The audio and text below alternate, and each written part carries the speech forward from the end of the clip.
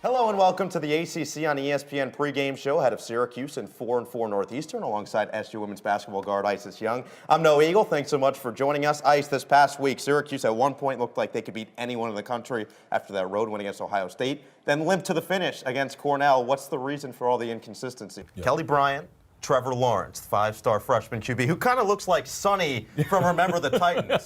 So the real question everyone's saying that. The real question is, does Dabo Swinney say, all right, we're going to stick with Bryant, or does he go, okay, all right, let's see how the freshman does? Dante DiVincenzo is someone that we've talked about extensively during the broadcast, and rightfully so, the number 17 pick in this past NBA draft. And he hasn't spent a ton of time with Wisconsin, but he's back here. A day ago, he was recalled, and I asked him, what have the last 24 hours been like? He said it reminded him a lot of the pre-draft process. You've been a part of NBA refereeing for 25 plus years. Sure.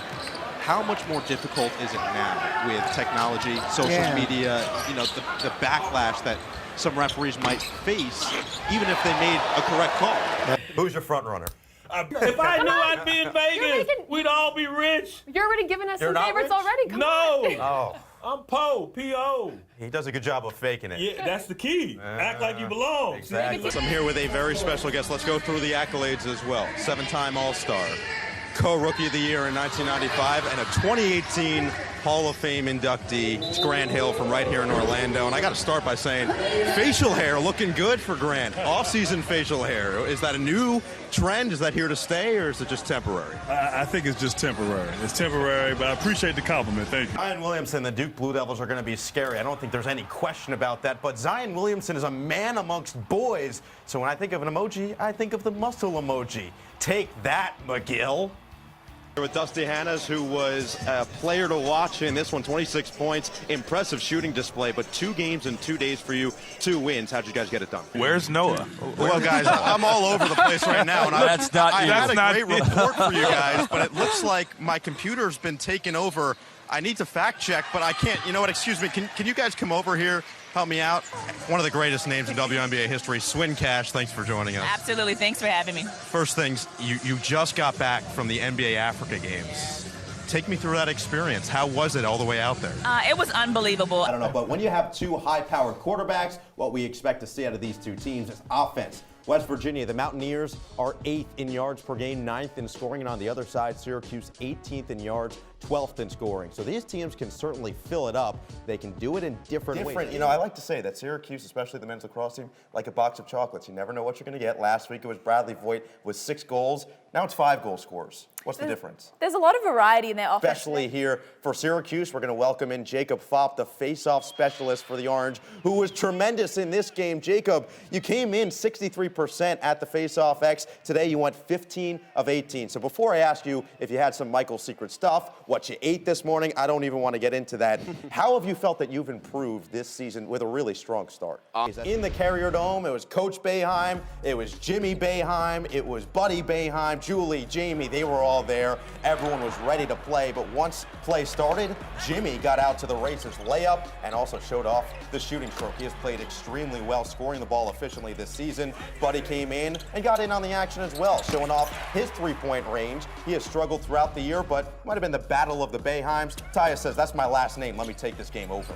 Taya's battle just looked so comfortable out there. I think he let the game come to him. He was able to score in different ways. He was very patient, and he looked like the battle that we know. I think that was by far his best game of the season so far. A lot of hugs, a lot of smiles after the game. Syracuse takes it 63-55. Yeah, take the picture with the family. It's a memory that'll last a lifetime. Tyus Battle in this game, 26 points. ACC Player of the Week. Cornell shot just 9 of 24 from 3 and 6 of 9 from the free throw line. No, really, Elijah Hughes, just 4 points, 1 of 3 shooting. Quarterback storylines, because there is one brewing in Cleveland. Tyrod Taylor is apparently now Tyrod Taylor. This isn't like changing your name to Meta World Peace. So I have to ask you, is it Tyrod? Is it Tyrod? Is it Nate Burleson? Is it Nate Burleson? You tell me. I don't know. Well, it might be the night before Thanksgiving, but it feels like the middle of basketball season in central New York. 21 degrees, very brisk outside, and Syracuse's offense is going to need to heat up inside the Carrier Dome against 4-1 Colgate if they want to break that two-game losing streak. And hello and welcome to the Carrier Dome alongside former SU standout Matt Rowe. I'm Noah Eagle. Thanks for coming along. And Matt, that two-game losing streak for Syracuse, I mean, what's the biggest issue for the Orange? Your knows what it is you do. For Delaware, the impressive player has been Cameron Oliver this year, who at one point many believed could be a late first-round, early second-round pick out of Nevada, but he's got a lot of skill. He gets at 6-11. Welcome to court number 2 from the Mandalay Bay, alongside 11-year NBA vet Randy Foy. I'm Noah Eagle with two teams that are going to wrap us all up. What kind of pressure comes along with playing the last game of a showcase of 4 days? Just being the closer. Yeah. Definitely got to be the closer. Syracuse stumbled in week 1, a 12-9 loss to Colgate, and now looking to avoid their first 0-2 start since 1974. It's a tall task at hand, a top 15 and a Final Four team from a year ago. The Albany Great Danes invade the Carrier Dome. Hello and welcome to the Loud House. Noah Eagle, along with the legend and Hall of Famer Ryan Powell. Glad to have you with us for Syracuse and Albany, which was a year ago, a lopsided matchup. Albany took this one 15-3, thanks in large part to T.D. Erlin at the Face-Off X. He won 16 of 21. He's transferred. They don't have him this year. Yeah, T.D. Erlin their toes this evening, make no doubt about that. Fernandez second on the team in points, 19 on the season, 8 goals, pacing the way for the sophomore. But Syracuse has some offensive firepower themselves so far this year, 4-4-1 on the season, but they're led by their sensational sophomore, Tajon Buchanan, who is about as creative as it gets. Yeah, Buchanan. One of the better clearing teams in the country over the last couple of years. Last year did it at about 86% of the time.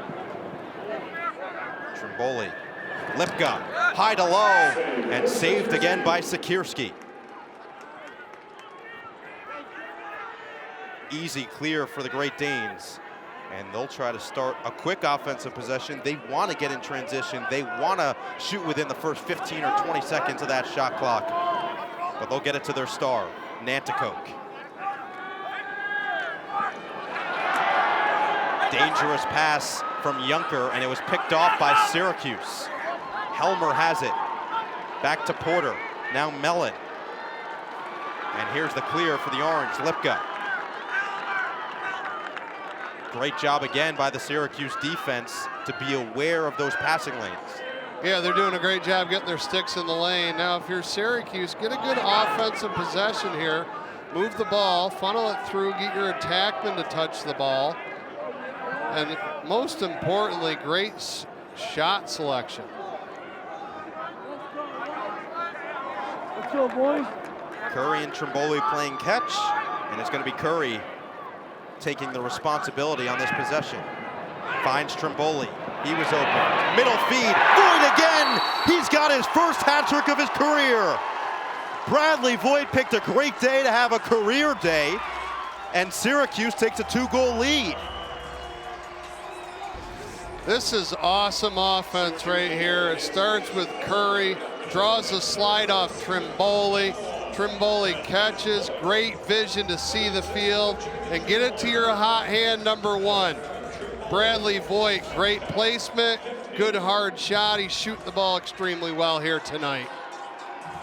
First hat trick of Bradley Voigt's career. The senior has come ready to play after a rough start against Colgate last week. SU already with 5 goals today after scoring 9 through 4 quarters a week ago. Yeah, Bradley Voigt shooting the ball very well right now. High percentage, placing the ball really well, but that was all set up by Curry, and Trimboli's vision gave Voigt plenty of time and room to shoot the ball and stick one to the back of the net. Varela with another win against Altamare. Syracuse with a chance to pad that lead even more and double up on the number 15 team in the country. Something we were wondering coming into this game, how will the Orange respond to a letdown performance against Colgate a week ago? And Scott Marr even said it coming into this game. He says, I know that they haven't forgotten what we did to them a year ago, 15-3 win, and they haven't forgotten what happened to them just a week ago. So he expected them to come out firing on all cylinders, and they certainly have. Yeah, they're doing a great job with their effort and energy. They're getting after ground balls. They're playing with a little bit more hop and enthusiasm on the offensive end. And I would think that the only thing that I'm critiquing them over right now is their shot selection. That one was pretty good by Jacob Buttermore. He finds Twine, and Syracuse up by 3 on the big, bad Great Danes of Albany. Excellent improvement thus far on the offensive end. Last week against Colgate, the ball was in one guy's stick. The other 5 guys were doing a lot of standing around. Now you're seeing the ball moving extremely fast from one guy's stick to the next. They're doing a great job with their footwork, being a threat to get to the front of the cage or go by their defensemen, and therefore Albany is having to slide in those situations, and it's leaving open midfielders across the top with enough time and room to shoot good, high-quality shots. Jones back in at the face-off X for Albany after Altamari was unsuccessful in his tries. And Jones jumped a little early. Schwaznick picks it up. Syracuse with a chance if Kennedy can track it down and save it from going out of play. He does. It's been the name of the game today. Syracuse is dominating at the X, 8-4. The Orange with an advantage.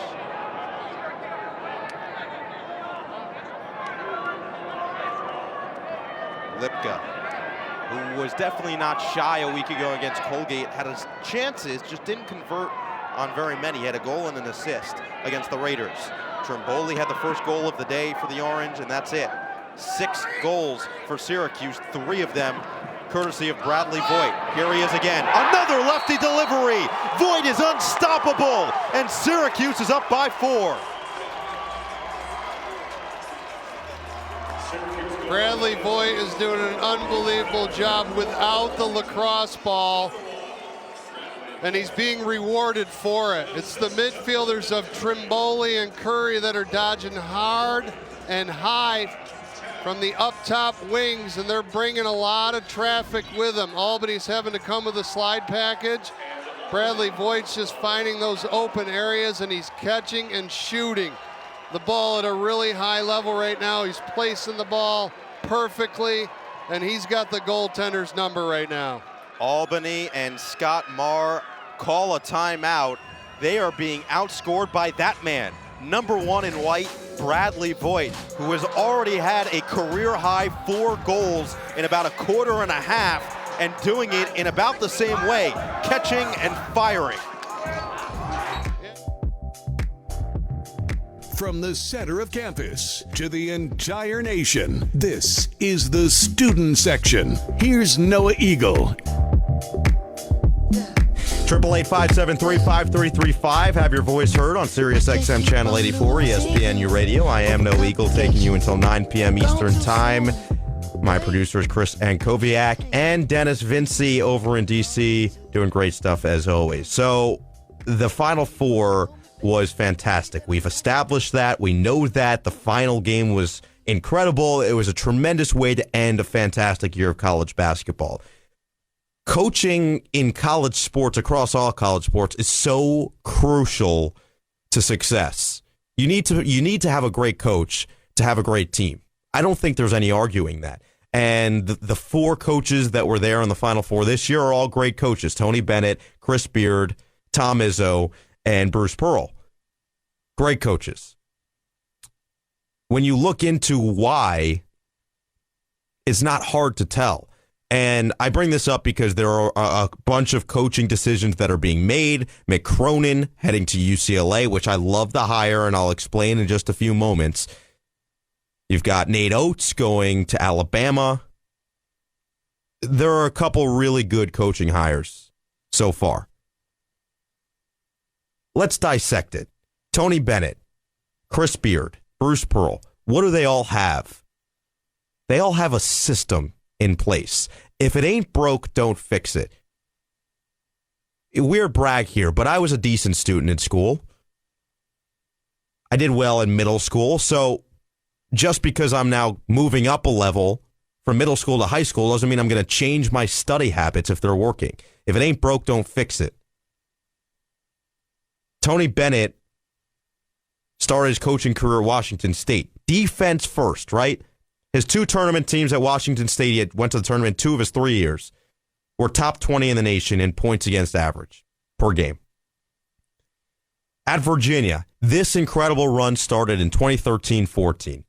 Every one of those years, they've been a top 25 team, a mainstay in college basketball, a perennial powerhouse ever since then. In 13-14, his Virginia team was first in the country in points against average. The next year, they were first in the country. The following year, they were second in the country. The following year, in 16-17, they were first in the country. The following year, 17-18, they were the number one team in the country again in that category. And this past season, they were first in the country. That's consistency. He knows his teams are going to be the best defensive teams you'll find out there. They're going to slow the game down, slow the pace down. That's his system, and he recruits to that system. He doesn't go out and just because he's in the ACC say, I'm going to recruit the best talent because I'm in the ACC and I need to compete with the best talent. No, he goes out, he finds 2, 3, 4-year guys, Kyle Guy, Ty Jerome, even DeAndre Hunter. But what about the Jack Salts? What about Kihei Clark, Mamadi Diakite? These are guys that fill your team. They are the glue that keeps the system together. London Parentis, Joe Harris, Justin Anderson, Malcolm Brogdon. Those guys played into that system. He recruited for that system. They fit that system. And that's why their defense has been that great every year. Let's look at Chris Beard, who has a very similar ideal. His ideals are very similar to Tony Bennett. Defense first. If your defense is good, it's going to generate your offense. If you control the game, you're going to control your destiny. His first year as a Division I head coach was 2015-2016 at Arkansas Little Rock. They made the tournament, and they won a game. That team was fourth in the country in points against average. The following year, he went to Texas Tech. An adjustment year. They were 55th. But in 17-18 and this past year, they were 16th and 3rd, respectively. A top 20 defense in the country, and this year, a top 5 defense. Why did that work? He recruited to his system. He didn't recruit the best talent. He doesn't have a 5-star or even a 4-star on his team. He doesn't have a top 100 guy on his team. But he found guys that work in the system. It's what Jim Boeheim has done for such a long time at Syracuse and honestly started to get away from it a little bit and is starting to get back to it. Recruit guys that fit the 2-3 zone. He's a Hall of Fame coach. Bruce Pearl. His team's going to wear you down. They're going to be physical. They're going to score a lot. Pace, points. If you look at his best teams, they score north of 75 points per game, and a lot of them north of 80. He found guys to fit. They're talented. They're top 100 guys, but they're not necessarily one-and-dones. How many one-and-dones did he have at Tennessee? Milwaukee before Tennessee. How many one-and-dones has he had at Auburn? Not very many. They are guys, they are bodies, they are mental parts to the system he has in place. To the many WAER sports staffers of the past, from Jay Alter to Marco Sochi, Jared Barton, and Sean Salisbury, only to name a few, you guys helped to mold myself and our entire collective group. Thank you for always believing that we as a class had the tools to do great things. I think that's my favorite part about WAER Sports Department. It's always changing, but at the same time, it's always so strong. The tradition is incredible. The hard work will always be there. And when I look back at my time at this station, my fondest memories will be helping to foster that next generation, a generation that I have the utmost confidence in, and a generation that all of you at home, in the car, or wherever you may be, have the privilege to listen to as they break through every ceiling in sight. Go get them, guys. It's been an honor to have my voice heard on these airwaves. And with that, I say for the final time, no Eagle, WAER Sports.